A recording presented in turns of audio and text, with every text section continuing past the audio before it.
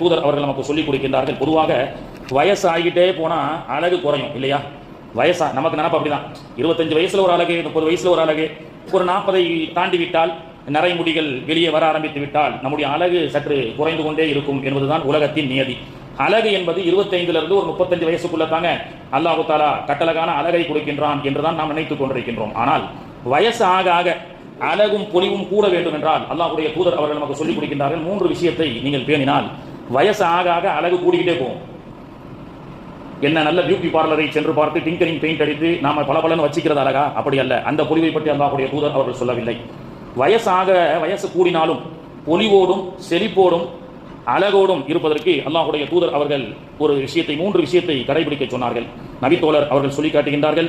அல்லாஹ்வுடைய தூதர் அவர்கள் ஏன்னா அந்த நபித்தோழர் எப்பொழுதுமே பொலிவாகவே இருப்பார், பொலிவாகவே காணப்படுவார். அவரிடத்துல நபித்தோழர்கள் சிலர்கள் கேட்டாங்க, எப்போ பார்த்தாலும் ஃப்ரிட்ஜில் இருந்து எடுக்கப்பட்ட ஃப்ரெஷ்ஷான ஆப்பிள் மாதிரியே இருக்கீங்களே அப்படின்னு நம்ம கேட்குற மாதிரி சஹாபாக்கள் கேட்டாங்க. எப்பொழுதுமே வயசாக உங்களுடைய அழகும் உங்களுடைய அந்த பொலிவும் முகத்தினுடைய பொலிவும் கூடிக்கொண்டே இருக்கிறது, என்ன காரணம் அப்படின்னு சொல்லும்போது அந்த நபித்தோழர் அவர்கள் சொன்னார்கள், அல்லாஹ்வுடைய தூதர் அவர்கள் 3 விஷயத்தை எனக்கு சொல்லிக் கொடுத்தார்கள், அதை நான் வாழ்க்கையில் கடைபிடிக்கின்றேன். அல்லாஹ் தஆலா அதை நாமும் கடைபிடித்து வாழக்கூடிய பாக்கியத்தை அல்லாஹ் தஆலா தருவானாக. 3 விஷயங்கள் என்ன? யாரை பற்றியும் புறம் பேசக்கூடாது. யாரை பற்றியும் நான் புறம் பேசுவதில்லை. அவர்கள் இல்லாத நேரத்திலே அவர்களை பற்றி புறம் பேசுவது இல்லை. 2வது, யாரையும் தவறாக எண்ணுவதில்லை. அவன் அப்படி இவன் இப்படி இவன் தானே அப்படி இலக்காரமாக பார்க்கின்றோம் அல்லவா? இதெல்லாம் இந்த காலத்தில் ரொம்ப கஷ்டங்க. ஆனால் அப்படி இருந்தால் வயசாக நம்முடைய அழகும் பொலிவும் கூடும்ன்றாங்க. யாரை பற்றியும் புறம் பேசாதீர்கள், யாரை பற்றியும் தவறாக இலக்காரமாக நினைக்காதீர்கள். 3வது, இறைவன் ஒருவருக்கு கொடுக்கப்பட்ட அருட்கொடையை கண்டு பொறாமைப்படாதீர்கள். இறைவன் ஒருவருக்கு கொடுக்கப்பட்ட அருட்கொடைகளை கொண்டு பொறாமைப்படாதீர்கள். அல்லாஹ் அவருக்கு கொடுத்திருக்கின்றான், எனக்கும் அல்லாஹ் கொடுப்பான்.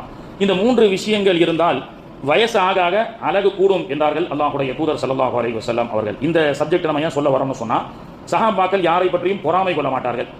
யாரை பற்றிய ஒப்பீடு செய்து அவர்கள் அப்படி இருக்கின்றார்கள், நான் இப்படி இருக்கின்றேன் என்ற ஒப்பீடுகள் எல்லாம் சஹாபாக்களுக்கு இருக்கிறார்கள். ஆனால் மறுமை சம்பந்தப்பட்ட விஷயத்தில் அவர்கள் அந்த ஆசை கொண்டார்கள்.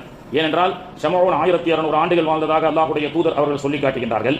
முந்தைய நபிமாருடைய வரலாறுகள் எல்லாம், நூஹ் நபியுடைய வரலாறு குர்ஆன் அலைஹிஸ்ஸலாம் 950 ஆண்டுகள் வாழ்ந்ததாக சொல்கிறது. அப்போ இவங்க